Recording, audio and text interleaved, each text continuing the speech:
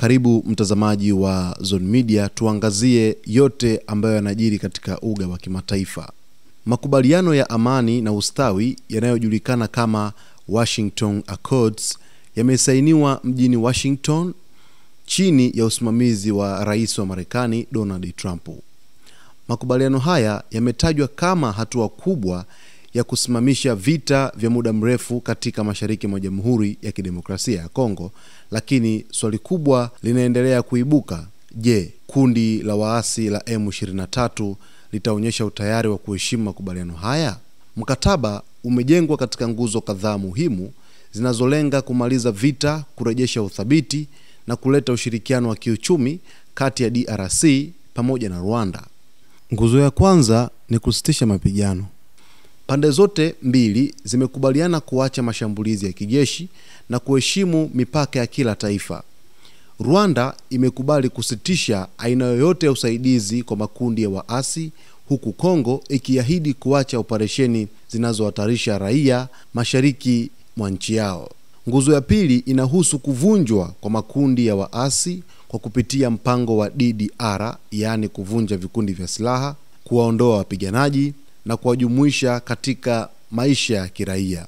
M23 ndio kundi kubwa linalolengwa na kipengele hiki. Nguzo ya tatu inalenga ushirikiano wa kiuchumi na madini. DRC imekubali kuweka mfumo mpya wa uwazi katika usimamizi wa cobalt, coltan, dhahabu na madini mengine muhimu. Marekani imepata nafasi maalum ya kuwekeza katika mnyororo wa madini hayo.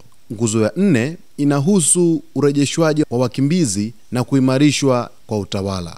DRC na Rwanda zimekubaliana kushughulikia suala la wakimbizi wa Kinyarwanda waliokimbia Kongo, kuhakikisha haki za binadamu na kuwezesha usalama kwa raia wanaorejea kwenye makazi yao. Hata hivyo, pamoja na uzito wake, mkataba huu unaonekana kuwa na pengo kubwa. M23 hawakuhusishwa moja kwa moja wakati wa kuandaliwa kwake.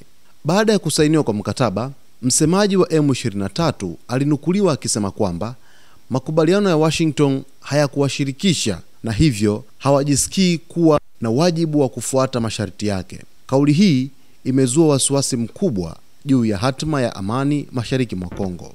Sababu ya kwanza ya wasiwasi ni kwamba M23 hawakuwa mezani wakati wa utayarishaji wa mkataba. Hili ni tatizo kwa sababu kundi hilo linadhibiti maeneo makubwa ikiwamo Rushuru, Masisi na sehemu za Goma. Huwezi kukomesha vita bila kumshirikisha mpiganaji mkuu, alisema msemaji wa M23. Sababu ya pili ni kwamba M23 wamekuwa wakisisitiza mara kwa mara kwamba hawataacha mapigano bila masuala yao ya msingi kusikilizwa. Wanataka kurejeshwa kwa raia wa Kinyarwanda waliotawanywa, mabadiliko ya utawala mashariki mwa Kongo na marekebisho wanayodai ni ya ubaguzi wa Kinshasa. Hakuna kipengele cha moja kwa moja cha Washington Accords kinachowapa dhamana ya kushughulikia masuala hayo. Zaidi ya hapo, mapigano yameibuka tena saa chache tu baada ya kusainiwa kwa mkataba. Hii imeonekana kwenye maeneo kadhaa karibu na Goma, ikionyesha kuwa bado kuna pengo kubwa kati ya makubaliano ya mezani na uhalisia wa kivita mashinani. Kwa nini mkataba huu ni mgumu kutekelezwa na M23? M23 wanajiona kama mchezaji huru, si kundi dogo la waasi linaloweza kuwekwa pembeni.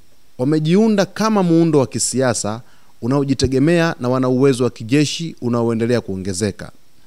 Kundi hili limeshika maeneo yenye uzito wa kimkakati likiwa na silaha nzito, wapiganaji waliofunzwa vizuri na mfumo wao wa utawala wa muda. Hawataacha maeneo yao bila makubaliano moja kwa moja yenye maslahi ya haraka kwao. Washington Accords pia unaonekana kuinufaisha zaidi Marekani kwenye upande wa madini, jambo ambalo baadhi ya wachambuzi wanasema linaifanya M23 kuona kama makubaliano hayo yamejikita kwenye uchumi kuliko kutatua mizizi ya mgogoro. Lakini kwa muktadha mwingine, je, serikali ya Kongo inaweza kulazimisha amani? Jeshi la Kongo FARDC linakabiliwa na changamoto kubwa za kiufundi na kijeshi dhidi ya M23. Bila msaada mkubwa wa kimataifa, ni vigumu kulazimisha utekelezaji wa mkataba kijeshi. Aidha, hakuna uthibitisho moja kwa moja kwamba Rwanda itasitisha ushawishi wake kwa M23. Ukimya wa Kigali juu ya swala hilo ni kikwazo kingine katika utekelezaji wa makubaliano ya Washington. Kwa hali ilivyo sasa, Washington Accords ni hatua muhimu kwenye diplomasia, lakini utekelezaji wake unategemea sana utayari wa M23 kukaa mezani. Bila kundi hilo kushirikishwa moja kwa moja, makubaliano haya yako kwenye hatari kubwa ya kubaki kuwa mkataba mzuri kwenye karatasi bila nguvu ya kuleta amani ya kweli mashariki mwa Kongo. Kwa kifupi, amani itafikiwa pale tu ambapo maslahi ya mashariki mwa Kongo, raia wake na makundi yote yenye silaha yatawekwa mezani kwa uwazi.